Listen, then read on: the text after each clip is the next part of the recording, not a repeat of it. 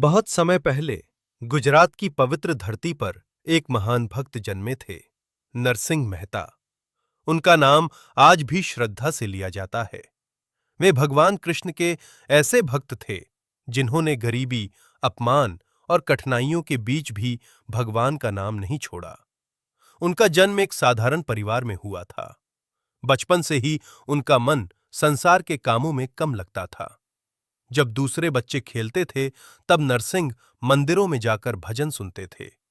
जब लोग धन कमाने की बातें करते, तब वे भगवान का स्मरण करते थे। समय बीता और नरसिंह बड़े हुए। उनका विवाह हुआ, परिवार बढ़ा, जिम्मेदारियां भी बढ़ीं। लेकिन उनका मन अब भी कृष्ण भक्ति में ही डूबा रहता था। घर की हालत धीरे धीरे कमजोर होने लगी। कमाई बहुत कम थी। कई बार घर में भोजन तक नहीं होता था। गांव के लोग उनका मजाक उड़ाते थे। कुछ लोग कहते, यह आदमी काम नहीं करता, सिर्फ भजन करता है। कुछ कहते, भक्ति से पेट नहीं भरता। लेकिन नरसिंह मुस्कुराकर कहते, जिसने जन्म दिया है वही पालन भी करेगा। उनकी पत्नी कई बार चिंतित हो जाती थीं।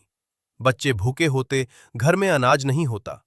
फिर भी एक दिन पत्नी ने दुखी होकर कहा, घर में खाने को कुछ नहीं है, बेटी बड़ी हो रही है, उसका विवाह कैसे होगा? आप कुछ सोचते क्यों नहीं? नरसिंह शांत स्वर में बोले, चिंता मत करो। जहां मनुष्य की शक्ति खत्म होती है, वहां से भगवान की कृपा शुरू होती है।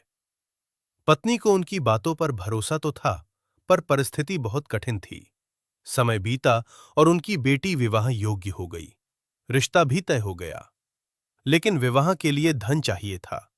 कपड़े, गहने, भोजन, अतिथियों की व्यवस्था, और घर में एक पैसा भी नहीं था। पत्नी रोने लगी। रिश्तेदार ताने देने लगे।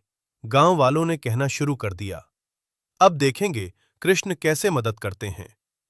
नरसिंह ने सबकी बातें सुनी, लेकिन मन विचलित नहीं हुआ।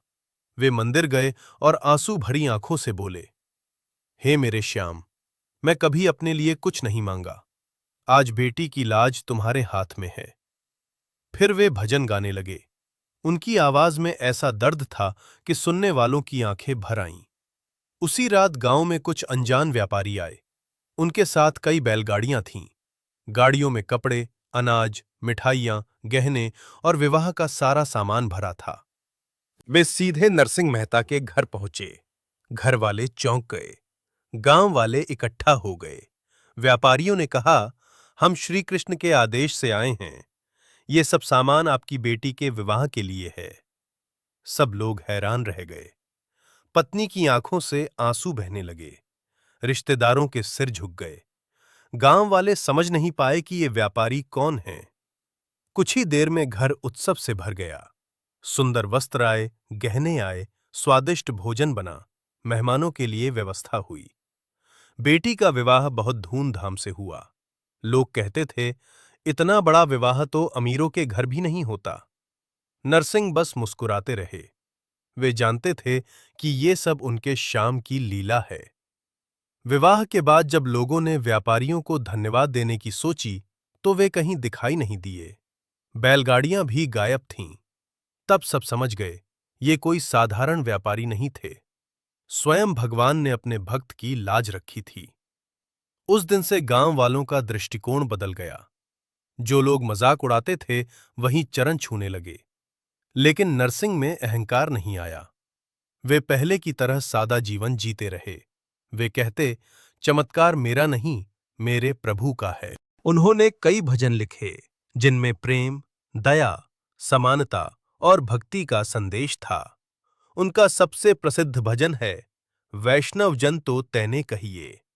इसमें बताया गया कि सच्चा भक्त वही है जो दूसरों का दुख समझे। महात्मा गांधी को भी ये भजन बहुत प्रिय था। नरसिंह मेहता लोगों को बताते थे, भगवान मंदिरों में ही नहीं, हर जीव में बसते हैं। गरीब की सेवा करना ही सच्ची पूजा है। वे जात पात के भेदभाव के खिलाफ थे। उस समय समाज में ऊंच नीच बहुत थी, लेकिन नरसिंह सबको समान मानते थे। इस कारण कई लोगों ने उनका विरोध भी किया। उन्हें समाज से अलग करने की कोशिश की गई, लेकिन वे शांत रहे। वे कहते, जो सब में कृष्ण को देखता है, वो किसी से घृणा कैसे कर सकता है। एक बार कुछ लोगों ने उनकी परीक्षा लेने की ठानी। उन्होंने झूठे आरोप लगाए, अपमान किया, लेकिन हर बार भगवान ने किसी न किसी रूप में उनकी रक्षा की। नरसिंह मेहता की सबसे बड़ी शक्ति थी विश्वास। जब सब दरवाजे बंद हो जाएं, तब भी वे कहते थे, एक दरवाजा अभी खुला है, भगवान का। धीरे धीरे उनकी ख्याति दूर दूर तक फैल गई। लोग उनके भजन सुनने आने लगे। जो दुखी होता, उसे उनके शब्दों से शांति मिलती। जो गरीब होता, उसे सहारा मिलता। जो अहंकारी होता, उसका अहंकार टूटता। जो निराश होता, उसे उम्मीद मिलती। उन्होंने कभी धन नहीं मांगा, पद नहीं मांगा, प्रसिद्धि नहीं मांगी, बस कृष्ण नाम मांगा। कहा जाता है कि जीवन के अंतिम समय तक वे भजन गाते रहे। उनके चेहरे पर हमेशा शांति रहती थी। उनका जीवन हमें सिखाता है, सच्ची भक्ति कठिन समय में परखी जाती है। भगवान भक्त की लाज रखते हैं। दूसरों का दुख समझना सबसे बड़ा धर्म है। गरीबी पाप नहीं, घमंड पाप है। जो ईश्वर पर भरोसा रखता है, वो कभी अकेला नहीं रहता। आज भी गुजरात में नरसिंह मेहता का नाम बड़े प्रेम से लिया जाता है। उनके भजन मंदिरों, घरों और समारोहों में गाए जाते हैं। जब भी जीवन में कठिनाई आए, उनकी यह बात याद रखना, जहां मनुष्य हार जाता है, वहां से भगवान काम शुरू करते हैं। जय श्री कृष्ण।